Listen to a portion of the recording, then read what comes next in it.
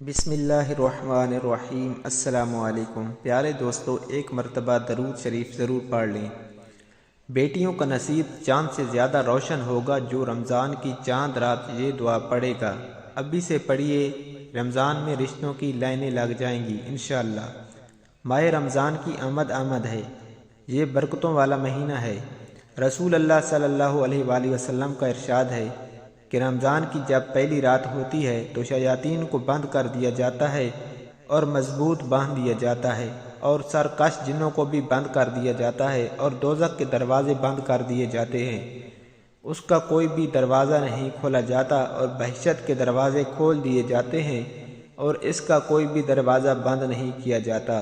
اور ایک آواز دینے والا آواز دیتا ہے، اے نیکی کے طالب، آگے بڑھ کر نیکی کا وقت ہے، اور اے بدی چاہنے والے، بدی سے رک جا اور اپنے نفس کو گناہوں سے باز رکھ، کیونکہ یہ وقت گناہوں سے توبہ کرنے کا ہے اور ان کو چھوڑنے کا ہے، اور خدا تعالیٰ کے لیے ہے، اور بہت سے بندوں کو اللہ تعالیٰ معاف فرماتے ہیں دوزخ کی آگ سے۔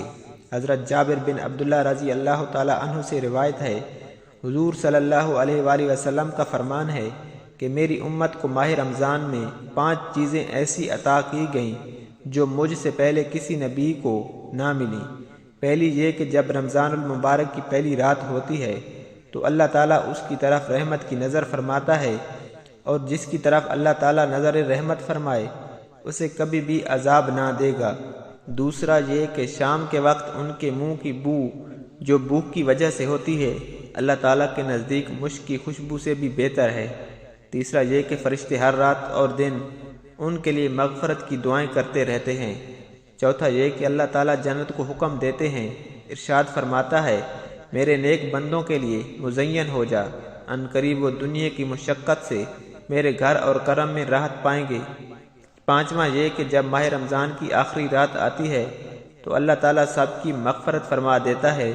تو رمضان کی چاند رات جو اپنی بیٹیوں کے اچھے نصیب کے لیے، اچھے رشتے کے لیے، شادی کے لیے جو یہ دعا پڑھے گا تو انشاءاللہ اگلے رمضان سے پہلے ہی ان کے دل کی مراد پوری ہوگی، کیونکہ رمضان کی چاند رات جو بھی دعا مانگی جائے، دل سے مانگی جائے، اللہ پاک قبول فرماتے ہیں۔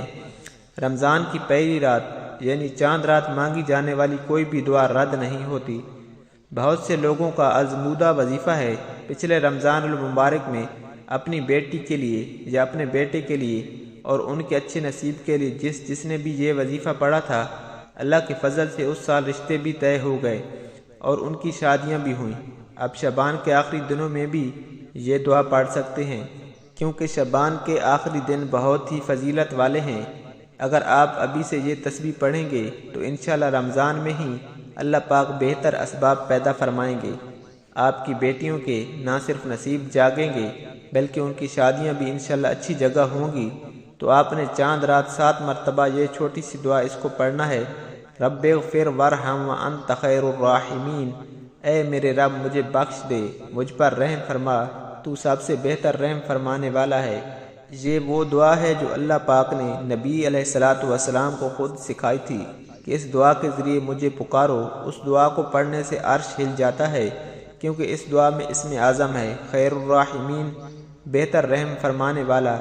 اس دعا کو آپ کسی بھی نماز کے بعد 7 مرتبہ پڑھ کر اللہ پاک سے اپنی بیٹیوں کے لیے، اچھے نصیب کے لیے، اچھے رشتے کے لیے دعا مانگا کریں، اور رمضان کی چاند رات اس دعا کو لازمی پڑھیں۔ اول آخر 3 مرتبہ درود شریف پڑھ کر 7 مرتبہ یہ دعا پڑھیں، انشاءاللہ تعالیٰ اگلے رمضان سے پہلے ہی نصیب کھل جائیں گے۔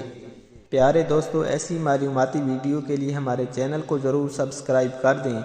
ویڈیو اچھی لگے تو ویڈیو کو لائک اور شیئر کرنا نہ بھولیں۔ اپنی رائے کا اظہار کامنٹ سیکشن میں ضرور کر دیا کریں۔ جزاک اللہ۔